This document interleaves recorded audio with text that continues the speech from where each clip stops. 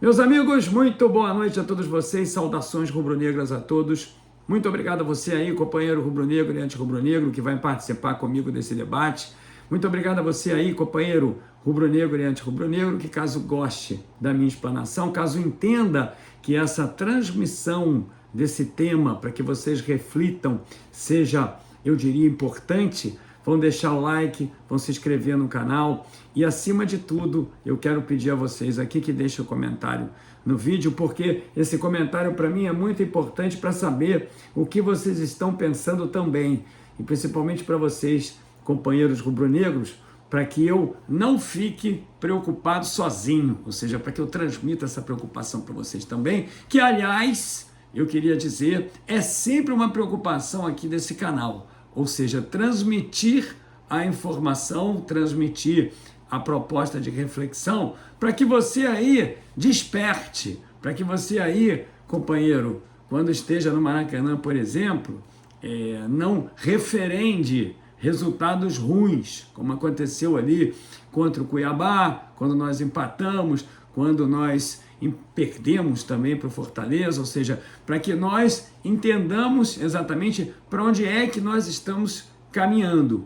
Isso tudo com uma performance que, no meu entendimento, ainda não é positiva por parte do time e principalmente em função da conduta dos nossos dirigentes, que estão tomando chapéus adoidado, como dizem aí os mais jovens, chapéus a rodo. É isso que está acontecendo com o Flamengo. Hoje mesmo pela manhã, meus amigos, todos nós sempre acordamos ali com aquela esperança de que algum reforço de fato seja anunciado, e hoje pela manhã mesmo nós vimos ali, me parece que já é uma coisa certa, o São Paulo dando chapéu no Marcos Braz e no Landim na contratação do Marco Antônio. Nesse caso específico, você aí que tem me acompanhado, você sabe bem que eu não era um dos maiores entusiastas da contratação do Marco Antônio.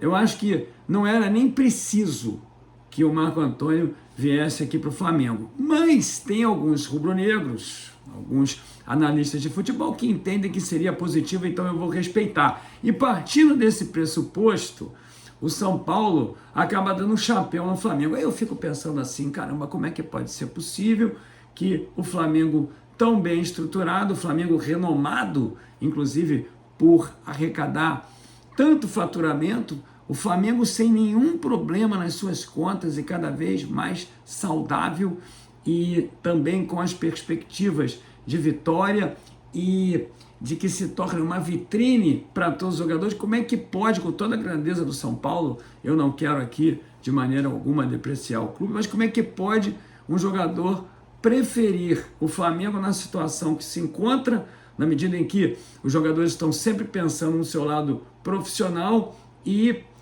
ir para o São Paulo, que também nos dias de hoje, apesar de ser grandíssimo, eu não estou pondo isso em questão, não tem a mesma estrutura que o clube. Ou seja, o Flamengo tomando chapéu de um clube que não tem, nos dias de hoje, a mesma estrutura que nós temos para poder oferecer a um profissional. Isso aí realmente pode até deixar a torcida do São Paulo um pouco irritada, mas o meu propósito não é esse. O meu propósito é incutir aí na tua mente, meus amigos, que o processo de negociação, o processo mercantil do Flamengo para compra de jogadores é sempre muito falho.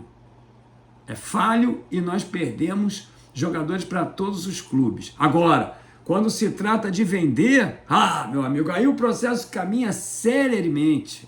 Aí você não tem nenhuma dúvida que os outros clubes vêm aqui e com a maior facilidade conseguem então tirar os nossos jogadores. Ou seja, o processo é falho quando você quer comprar um jogador, mas o processo é funcional, principalmente para a perspectiva do outro clube, quando o Flamengo tem que entregar os nossos jogadores, é esse mesmo termo que eu vou usar. E aí, meu amigo, como eu falei, nesse caso específico do Marco Antônio, eu deixaria até passar, não fosse o respeito que eu tenho por você, por estar irritado aí, tem muita gente irritada. Agora, o Claudinho é demais. O Claudinho não, porque o Claudinho nós já estamos atrás há muito tempo, é verdade que o Palmeiras também, e agora principalmente quando aquele sorteio ontem determinou que é o Palmeiras, o adversário do Flamengo nas oitavas de final da Copa do Brasil, e que esse mesmo Palmeiras, meus amigos, vai jogar a segunda partida lá, clube esse, inclusive, que nós temos ali muitas reticências em função daquilo que aconteceu em 2021, o belga entregando ouro lá no campo lá em Montevidéu. Ou seja, esse mesmo Palmeiras que é, junto com o Flamengo, o principal favorito para poder conquistar todas as competições que nós estamos então participando, é verdade que tem o Botafogo aí em ascensão, ganhou até do Palmeiras, ganhou do Flamengo também, você tem aí outros clubes, o próprio São Paulo também vai bem na competição, com técnico novo, você tem aí um cenário de imprevisibilidade para saber quem é que vai ganhar as 3 Copas, mas Flamengo e Palmeiras são sempre os favoritos, esses clubes vão se enfrentar, o Palmeiras contrata bastante e o Flamengo não contrata ninguém. O Palmeiras já contratou vários jogadores, inclusive aí até o Felipe Anderson, que entrou bem na última partida, ali no lugar do Estevão. Você pode até ter o alento de que o Estevão não vai jogar, que o Piquerez também possa não estar no campo até o final da temporada, que são 2 titulares importantes, mas daí, o Flamengo perdeu o Claudinho agora para o Palmeiras já é demais. E eu estava lendo isso justamente naquele portal do Porco, que é muito importante lá, nosso Palmeiras, alguma coisa assim. Então, fico eu pensando aqui, meus amigos, sobre como é que pode ser possível o Flamengo ter um processo tão débil, um processo tão falho no quesito comercial aquisitivo. Ou seja, por que que isso acontece? E justamente às vésperas de um jogo muito importante contra o mesmo Palmeiras, que, como eu disse, é rival do Flamengo. Por isso que eu digo a você, companheiro, que como síndico do teu prédio, que como presidente de uma empresa, ocupante de uma mesma função, que como dirigente de um clube, é preciso que haja renovação. Porque eu diria para vocês, conforme o tempo, conforme a progressão do tempo no cargo, eu diria que o processo de acomodação, ele torna-se mais real. E ninguém pode ficar acomodado.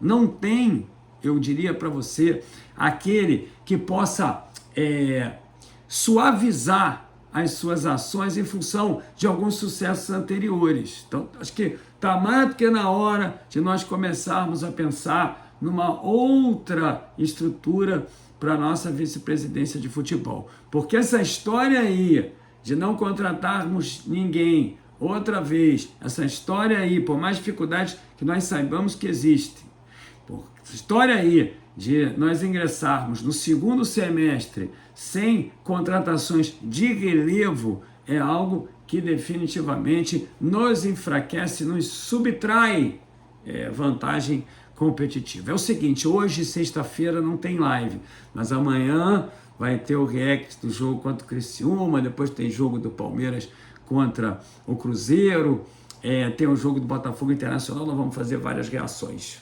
viu? Então eu queria aqui te mandar um abraço, pedir a você para participar desse vídeo fazendo o seu comentário, eu queria pedir a você para recomendar esse canal para outros companheiros. Você pode até não concordar com o que eu estou dizendo, mas você não pode dizer que eu não trate o diferente, que eu não trate o contraditório com muito respeito. Comenta aí esse canal para os seus amigos. Deixa seu like, se inscreva, participe aí, eu vou ler o teu comentário.